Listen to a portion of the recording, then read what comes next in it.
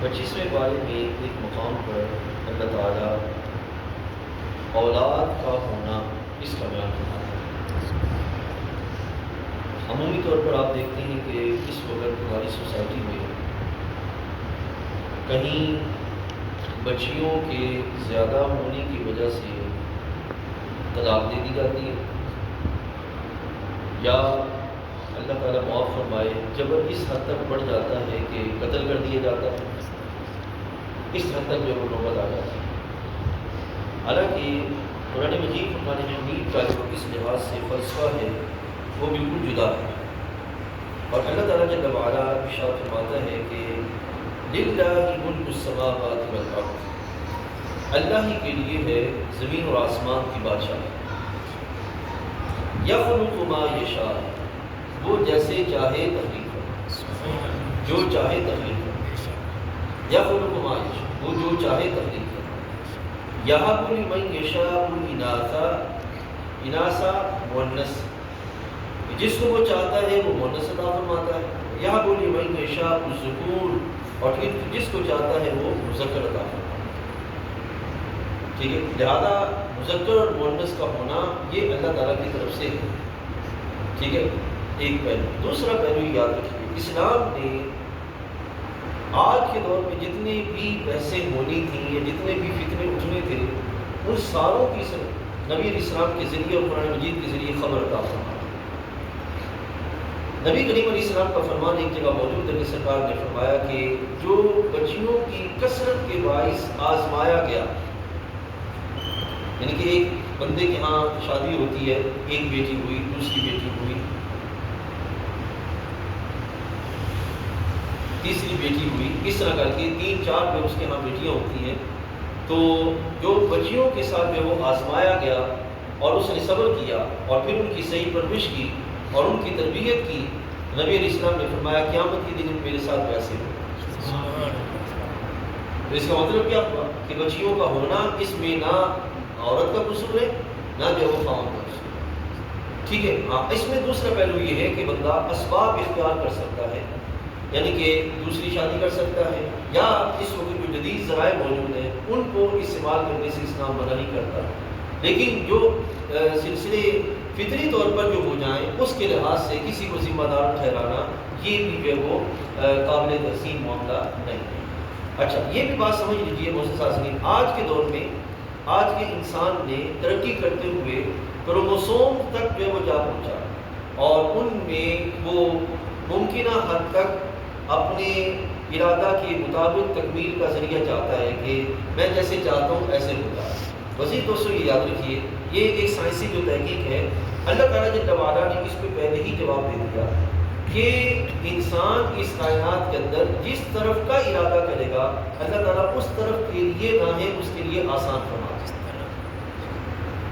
ٹھیک ہے نا، اب اس نے مثلا کروموسومز کے اعتبار سے وہ میڈیسن استعمال کرتا ہے اور اس کے کروموسوم جو وہ بڑھ جاتے ہیں اور ایکس کروموسوم ہو جاتے ہیں، یا وہ وائی کروموسوم کی طرف جانا چاہتا ہے تو اس طرف جو چلا جاتا ہے، تو یہ انسان کی تحقیق ہے، اور اللہ نے پہلے فرما دیا کہ تم اپنی تحقیق کے باب میں، ارادے کے باب میں جدھر بڑھو گے اللہ تعالیٰ تمہارے لیے ادھر کی راہیں آسان کر دے گا۔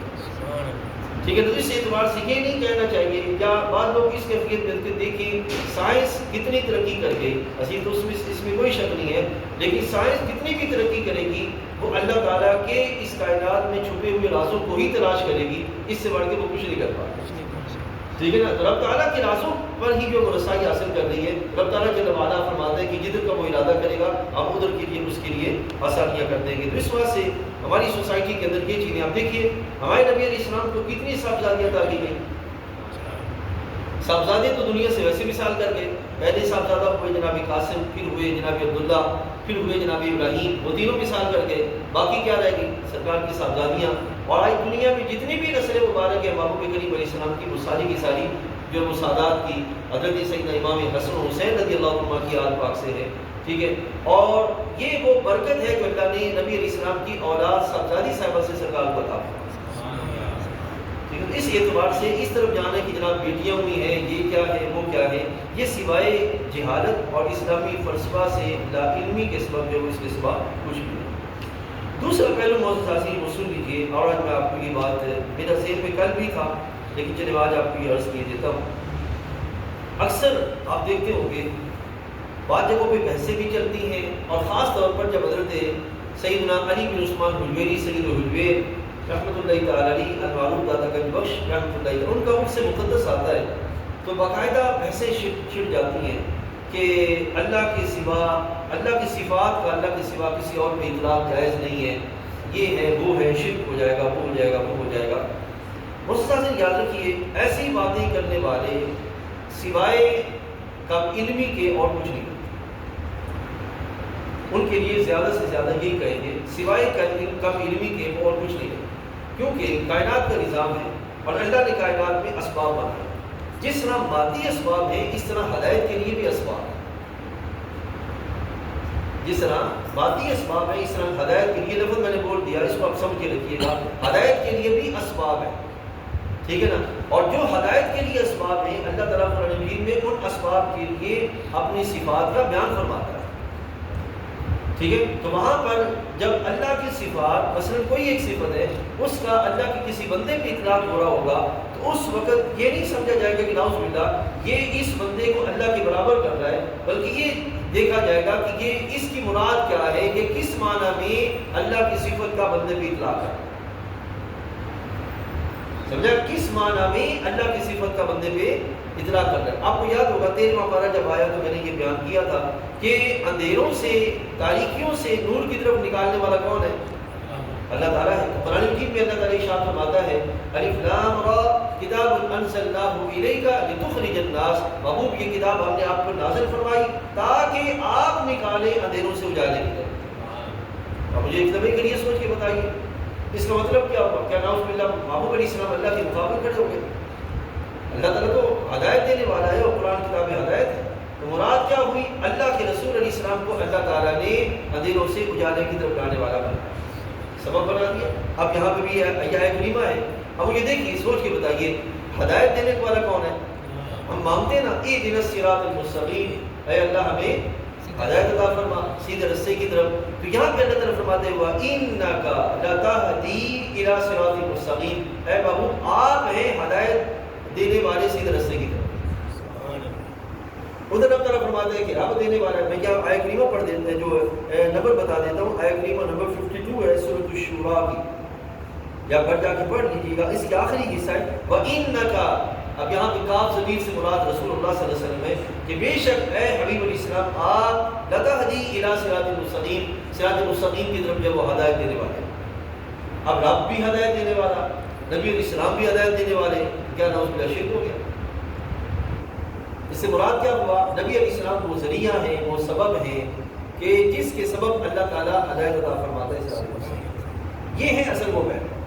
اب اس میں اگر ہم کسی شیخ کو کہیں غوث اعظم، اس کا مطلب کیا ہوا؟ شرک ہو گیا. اس سے مراد یہ ہے کہ محبوب کریم علیہ السلام حضرت سیدنا شیخ عبد القادر جیلانی وہ ہیں کہ جن کی دعاؤں کی برکت سے اللہ مصیبتوں کو دور فرماتا ہے. فریاد کو سنتے ہیں اور دعاؤں کی برکت سے اللہ مصیبت کو دور فرماتا ہے. اس بات سے یاد رکھیے گا جو حقیقت اور مجاز ہے اس کا فرق جاننا یہ ضروری ہے. حقیقت کس کی طرف ہے؟ رب تعالیٰ کی طرف. اور کائنات میں جس پر بھی اللہ کے کسی بھی وصف کا اطلاق ہوگا تو مجازی معنی میں ہوگا، حقیقی معنی میں. اچھا ایک میں آپ میں مثال سے یہ سمجھاتا ہوں. بات تھوڑی سی ٹیکنیکل ہے، آپ ذرا سنیے. آپ دریا کی طرف جا رہے ہیں، آگے سے کوئی بندہ آئے اور کہے کہ جناب کشتی چل رہی ہے، آپ اس کو غلط کہیں گے؟ آپ اس کو غلط کہیں گے؟ نہیں کہیں گے. کہ وہ یہ کہہ رہا ہے کہ کشتی چل رہی ہے اور آپ اس کو کہیں کہ غلط، تو کوئی آپ کو غلط کہہ دے گا کہ بھئی یہ تو کشتی تو باقاعدہ باقی چل رہی ہے. لیکن آپ ذرا دریا پر چلے جائیں اور وہاں پر جا کے غور کریں کشتی چلتی ہے یا پانی چلتا ہے. تو جو کشتی چلتی ہے یا پانی چلتا ہے؟ چلنے والا تو ہوتا ہے پانی، اس پانی کا اثر ظاہر ہو رہا ہوتا ہے کشتی پر. تو دیکھنے والا کیا کہہ رہا ہوتا ہے؟ کشتی چل رہی ہے، حالانکہ کشتی نہیں چل رہی ہوتی، پانی چل رہا ہے. تو اس طرح جہاں یہاں پر پانی کے چلنے کا اطلاق کشتی پہ ہوا اور غلط نہ ٹھہرا، اسی طرح رحمت الہیہ ہوتی ہے اور سامنے یہ ہوتی ہے. پیچھے کون ہوتی ہے؟ اللہ کی رحمت. اصلاً چلنے والی کون ہوتی ہے؟ اللہ کی رحمت ہوتی ہے، اور آگے ان کی دعائیں ہوتی ہیں، اور بندہ دیکھنے والا کہہ رہا ہوتا ہے یہ دے رہے ہیں، دینے والا تو رب ہوتا ہے. اس واسطے یہ ان کی طرف جو اطلاق ہوگا مجازی معنی میں ہوگا، حقیقی معنی میں مجازی معنی میں ہوگا، حقیقی معنی میں نہیں. ٹھیک ہے، مجازی معنی میں اطلاق جائز ہے، حقیقی معنی اصل جو وصف ہوتا ہے وہ اللہ تعالیٰ کا ہوتا ہے، کائنات میں اس کی صفات کا اظہار ہے، وگرنہ وہ ساری صفات کا حقیقی طور پر حقدار اللہ تعالیٰ. سمجھا کہ نا، یہ بین معاملہ ہے جو ہمارا آج سنت و جماعت کا ہے، جو کہ شروع سے چلا. اس لحاظ سے نبی علیہ السلام پر ہم جو وہ درود طائب پڑھتے ہیں نا، دافع البلاء والوباء والقحط والمرض والالم، اس میں بھی لوگوں کو بڑا مسئلہ ہے کہ نبی علیہ السلام دافع البلاء کیسے ہوئے. بھائی مطلب یہ ہے اللہ نبی علیہ السلام کی برکت سے بلاؤں کو دور فرماتا ہے. اور مولوی اشرف علی تھانوی صاحب انہوں نے اپنی کتاب میں یہ لکھا، نشر الدین میں یہ لکھا ہے کہ جہاں پہ درود پاک پڑھا جاتا ہے اللہ مصیبتوں کو دور فرماتا ہے. درود پاک تو سرکار کو پڑھا جا رہا ہے، تو اس کا مطلب کیا ہوا؟ سرکار کی برکت سے اللہ مصیبتوں کو دور فرماتا ہے، محض اپنا فضل ہے اس کا. تو یہ بات میں نے کل آپ کے سامنے رکھنی تھی، تو یہ کل کا وضاحت آج مل چکا ہے. ٹھیک ہے، اب یہاں سے آگے بڑھتے ہیں اور ایک پہلو اور دو پہلو اور عرض کرتے ہیں، پھر بات کو سمیٹتے ہیں. ایک لیتے ہیں معزز حاضرین سورہ فتح سے. ٹھیک ہے، اور یہ جو سورہ مبارکہ ہے یہ بڑی شان والی ہے. اس میں دو چیزیں آئی ہیں. ایک ہے حضرت سیدنا عثمان غنی رضی اللہ تعالیٰ عنہ کی فضیلت، کہ جب حبیب کریم علیہ السلام کی یہ صحابی مکہ شریف میں تھے تو وہاں پر حضرات صحابہ رضوان اللہ علیہم اجمعین نے عرض کیا یا رسول اللہ صلی اللہ علیہ وسلم، جب خبر پھیل گئی نا کہ شہید ہو گئے، اس سے پہلے حضرات صحابہ رضوان اللہ علیہم اجمعین نے عرض کیا یا رسول اللہ صلی اللہ علیہ وسلم، عثمان کتنے خوش وقت ہیں، حرم شریف میں ہیں اور طواف کر رہے ہوں گے، کیونکہ سفیر بنا کے بھیجا گیا تھا نا، تو حرم شریف میں ہیں اور طواف کر رہے ہوں گے. حبیب علیہ السلام نے فرمایا میرا عثمان میرے بغیر طواف نہیں کرتا، ہمارے بغیر طواف نہیں کرتا. یہ حدیث طیبہ میں سیرت کی کتابیں پڑھ کے دیکھی، ہمارے بغیر طواف نہیں کرتا. ٹھیک ہے نا. اور اندر جن سیدنا عثمان غنی رضی اللہ عنہ کو کفار مکہ نے کہا کہ آپ چاہیں تو طواف کر سکتے ہیں، میں مجھے جس کام کے لیے بھیجا گیا تھا وہی کروں، اس کے سوا کوئی دوسرا کام نہیں کروں گا. نفلی معاملہ تھا کر سکتے تھے لیکن آپ نے نہیں کیا. اچھا جب یہ افواہ پھیل گئی نا کہ بھائی آپ شہید ہو گئے، اب غور کیجیے، اللہ تعالیٰ فرماتا ہے اس وقت نبی علیہ السلام نے جناب عثمان غنی کی شہادت کا بدلہ لینے کے لیے صحابہ سے بیعت کی. اس بیعت کے الفاظ کیا ہیں؟ ان الذین یبایعونک انما یبایعون اللہ. اے محبوب جو آپ کے ہاتھوں میں بیعت کر رہے ہیں نا، وہ آپ کے ہاتھ میں بیعت نہیں کر رہے، وہ اللہ کے ہاتھ میں بیعت کر رہے ہیں. سوچیں کہ ہاتھ ہے نبی علیہ السلام کا، مراد اس کا کیا ہوا؟ اس کا مطلب یہ ہے کہ اس وقت ان کا اخلاص، ان کی الہیت اس حد تک بڑی ہوئی، اور نبی علیہ السلام کی نبوت کا فضا اس حد تک عام ہے کہ اللہ تعالیٰ محمود علیہ السلام کے عمل کو اپنا عمل کرا. ٹھیک ہے، ید اللہ فوق ایدیہم، ان کے ہاتھوں پہ اللہ کا. ٹھیک ہے نا. اب نبی علیہ السلام نے کیا کیا کہ اپنا دایاں ہاتھ غالباً جناب عثمان کا اور بایاں ہاتھ اپنا قرار دے کے فرمایا کہ میں عثمان کی بھی بیعت کرتا ہوں. اس طرح نبی علیہ السلام نے جو معاملہ تھا، اس سے علماء فرماتے ہیں کہ اس سے مراد یہ کہ اللہ تعالیٰ نے اپنے حبیب علیہ السلام کو خبر دے دی تھی کہ محبوب علیہ السلام آپ کو عثمان زندہ ہے، لہٰذا یہ امتحان کے اعتبار سے وغیرہ جو وہ سلسلہ کیا گیا. دوسری اسی لحاظ سے دیکھیے افسوس کے ساتھ یہ کہنا پڑتا ہے، ملک پاکستان میں بازا سیدھی سی بات ہے، روافظ موجود ہیں، تشیع موجود ہیں، ان کے اپنے عقائد ہیں، ان کے اپنے نظریات ہیں. ابھی کل ہی یعنی کہ ایران کے لحاظ سے جو معاملہ ہو رہا ہے، آپ یقین جانیے میں نے رمضان شریف جب شروع ہوا تب یہ معاملہ شروع ہوا، اس وقت لوگ بڑے چیخ تھے کہ جناب جو ہے وہ کیا ہو جائے گا کیا ہو جائے گا، اور پاکستان کے لحاظ سے بڑا معاملہ چل رہا تھا. اس وقت میں نے کہا تھا کہ پاکستان وہ کرے گا جو دنیا دیکھے گی. اور اب جو معاملہ ہو رہا ہے، ایران کے پاس اتنا سب کچھ کہاں سے آ گیا؟ یہ سارا کچھ اللہ کے فضل سے پاکستان کا ہی، یعنی کہ سپر سونک میزائل کے ایسے جہاں پڑتے تباہی مچا دیتے ہیں اسرائیل کے اندر، تو ایران کے پاس سے کہاں گیا؟ ایسا معاملہ پیچھے پاکستان ہے کہ جو سارا معاملہ اب اتنا جو ہے وہ سپورٹ کیا جا رہا ہے. اس میں پیچھے اور معاملات کیا ہے اس کی طرف نہیں جاتے، لیکن اس کے باوجود کل یوم علی تھا کرم اللہ وجہہ. اس سے پہلے بھی پاکستان کے اندر ان کے ایک یعنی کہ عالم، انہوں نے نعوذ باللہ حضرت صحابہ رضوان اللہ علیہم اجمعین پہ تان کرتے ہوئے انہوں نے یہ کہا کہ دیکھیے کہ احد کے میدان میں ابھی صرف افواہی پھیلی تھی کہ لوگ بھاگ گئے تھے. یہ لفظ بولے اور موجود ہے، باقاعدہ نیٹ پہ موجود ہے. اور پھر اپنے جو لیڈر تھے ان کے اعتبار سے انہوں نے شان بیان کی کہ دیکھو ان کے لوگ جو ہے وہ میدان میں زندہ جو کھڑے ہیں اور باقاعدہ مقتل کی طرف بھاگ بھاگ کے جا رہے ہیں. یعنی کہ اندر کا جو کوڑ وہ ختم نہیں ہوا ان کا یہ معاملہ. ٹھیک ہے. اور پھر دوسرے ایک اور جو ہے وہ مقام پر انہوں نے اور بھی لفظ بولے، ہمیں اس طرف نہیں جاتا. دیکھیے یہ آیت کریمہ کی طرف بڑھتے ہیں. اللہ تعالیٰ کیا فرماتا ہے؟ لقد رضی اللہ عن المؤمنین اذ یبایعونک تحت الشجرہ.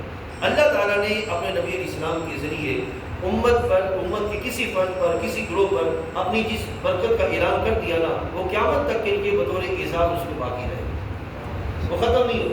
یہ اللہ تعالیٰ فرماتا ہے لقد رضی اللہ عن المؤمنین اذ یبایعونک تحت الشجرہ. اے محبوب علیہ السلام، اللہ ان مومنوں پہ راضی ہوا جنہوں نے درخت کے نیچے آپ سے بیعت فرمائی. اللہ ان پہ راضی ہوا. جیسے رضی اللہ عنہم ورضوا عنہ، اسی طرح اللہ تعالیٰ یہاں پہ فرماتا ہے لقد رضی اللہ عن المؤمنین اذ یبایعونک تحت الشجرہ.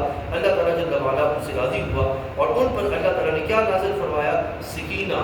اللہ تعالیٰ نے ان پہ نازل فرمایا کہ سکون کی کیفیت جو ہے وہ نازل فرمایا. چلیں بات کو سمیٹتے ہیں. صرف ایک بات سورہ حجرات سے عرض کر کے پھر باتیں تو قرآن تو پھر قرآن ہے. ٹھیک ہے نا. صرف ایک پہلو عرض کی. معزز حاضرین، آج میں آپ کو یہ عرض کرنے جا رہا ہوں عبادات کا نچوڑ مقصد کیا ہے؟ عبادات کا تقویٰ ہے. عبادات کا مقصد نچوڑ کیا ہے؟ تقویٰ ہے. اور ایک مقام ایسا آتا ہے جہاں پہ آ کے خود تقویٰ بھی آزمایا جاتا ہے. بڑا نازک. ٹھیک ہے نا. ایک مقام ایسا آتا ہے جہاں سے خود تقویٰ بھی آزمایا جاتا ہے اور وہ مقام کیا ہے؟ دربار مصطفیٰ. یہ بندہ اپنے سجدوں پہ ناز کرتا ہے یا اطاعت مصطفیٰ پہ جو ہے وہ یہ سرمایہ سکتا ہے، وہاں پہ آگے تقویٰ آزمایا ہے. قرآن مجید میں رب تعالیٰ ارشاد فرماتا ہے ان الذین یغضون اصواتهم عند رسول اللہ، جنہوں نے اپنی آوازیں رسول کریم علیہ السلام کی بارگاہ میں پست رکھی. اولئک الذین امتحن اللہ قلوبهم للتقوی، یہی وہ لوگ ہیں جن کے دلوں کو اللہ نے تقویٰ کے لیے آزمایا. ایک ہے نا بندہ ساری زندگی سجدہ ریز رہے اور جب نبی علیہ السلام کی بارگاہ اقدس کی باری آئے تو وہاں پر اکڑ جائے.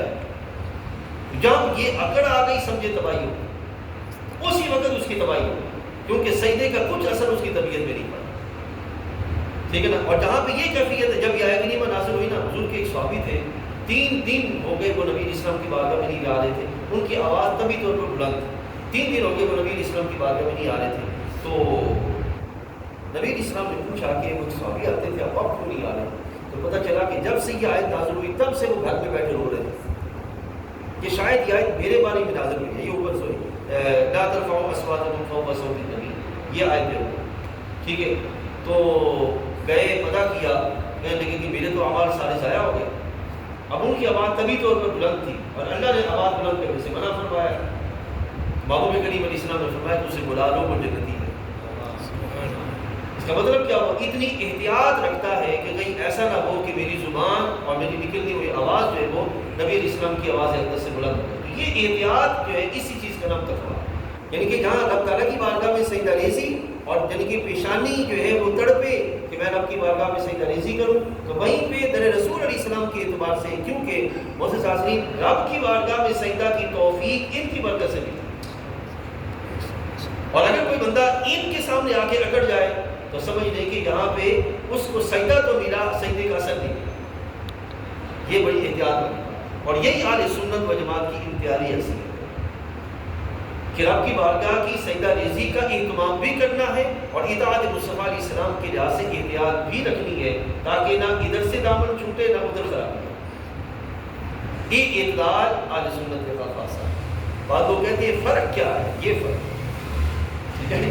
اللہ تعالیٰ جل وعلا سمجھ و عمل کی توفیق عطا فرمائے. واخر دعوانا